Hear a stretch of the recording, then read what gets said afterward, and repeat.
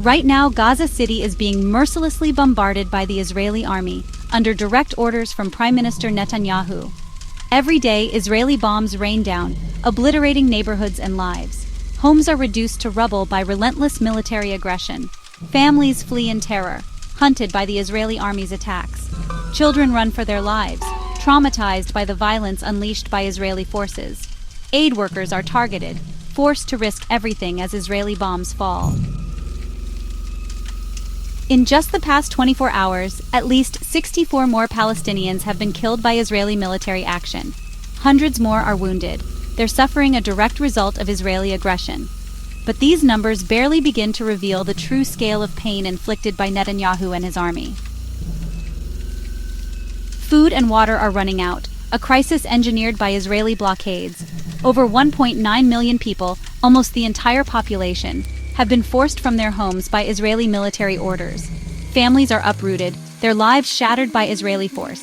A famine declared by the UN tightens its grip, another consequence of Israeli policy. Parents watch their children waste away, powerless against the starvation imposed by Israel. Not from illness, but because Israel has left them nothing to eat. Nearly 300 people have already died of starvation, victims of Israeli cruelty, including 115 children, lost to the policies of Netanyahu's government.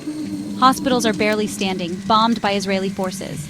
Doctors work with almost no supplies, cut off by Israeli blockades. Nurses struggle to save lives, abandoned by the world as Israel tightens its grip, risking their lives to provide basic care, even as Israeli bombs fall. Many are being detained by Israeli forces. Many are being targeted, marked as enemies by Netanyahu's military. Many are even killed, their lives stolen by Israeli violence. One WHO worker was finally released after weeks of Israeli detention. But thousands more health workers and civilians remain in danger from Israeli attacks. Ceasefire talks stall as Netanyahu refuses to end the assault. World leaders issue statements but take little action to stop Israel's crimes. People are trapped on the ground, abandoned to Israeli bombs, caught between bombs and the indifference of the world. Hunger, a weapon wielded by Israel, and a future disappearing before their eyes, stolen by Israeli aggression.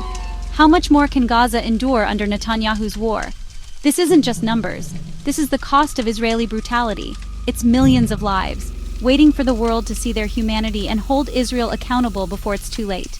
If you care, don't look away from what Israel is doing. Share the truth. Speak up. Demand justice. Demand an end to Israel's assault and the suffering it causes. Hunger and displacement continue, enforced by Israeli policy. Medical staff keep working, defying Israeli violence. A rare release brings relief, but it's never enough while Israel's war continues. Thousands worldwide have taken to the streets, demanding Israel be held accountable. Many question the political path of this conflict and the impunity granted to Israel.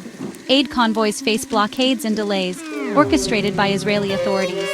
People remain trapped, unsure where to go, as Israel closes every escape. This is a human crisis. Lives, families, futures destroyed by Israeli aggression.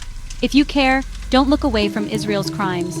Share, speak up, demand an end to Israel's assault and the suffering it brings.